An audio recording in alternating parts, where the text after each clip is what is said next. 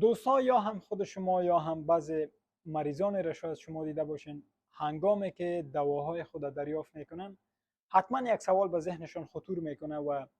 از دکتر یا هم از فارماسیستی که اونجا موجود است پرسان میکنه از اونا که ما دوای خود پیش از غذا استفاده بکنیم یا هم بعد از غذا. و این یک سوال بسیار خوبی است که هر مریض هنگامی که دوای خود میگیره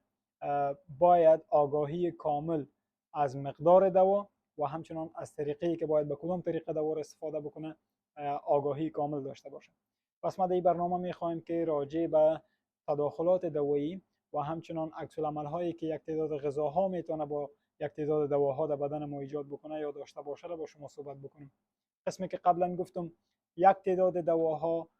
میتونن با یکی دیگه خود اینتراکشن های داشته باشن یا عکس العمل های داشته باشن یا تداخلات داشته باشن.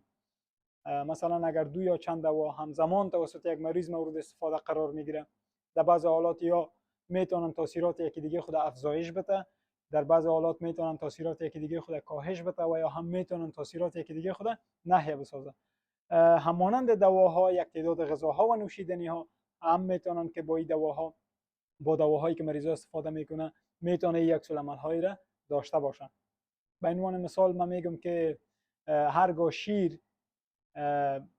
با یک تعداد از آنتی بیوتیک ها همزمان مصرف میشه یا مصرف شود توسط مریضا،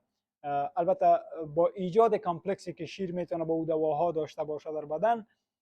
میتونه که تاثیرات او دواها را کاهش بده. مثلا استفاده همزمان شیر با یک تعداد از آنتی بیوتیک ها مثلا آموکسیسیلین یا هم مثلا سپروفلوکساسین یا هم مثلا بگویم بر شما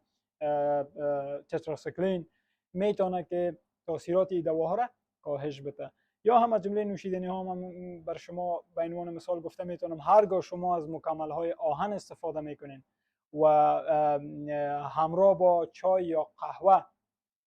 قهوه میتونه که جذب آهن در بدن به اختلال مواجه بکنه و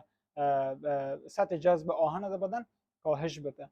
و یا همچنان کسانی که از الکل استفاده میکنه اگر همزمان با دواهایی باشه که مثلا اون دواهای خواب آور باشه یا هم مثلا دواهایی باشه که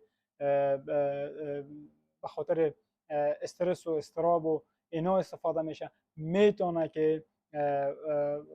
حالتهای جدی را به صحتشان وارد بکنه. پس به شکل خلاص به شما میگم که تداخلات یک تعداد غذاها و نوشیدنی ها با یک تعداد دواها بسیار زیاد است. خب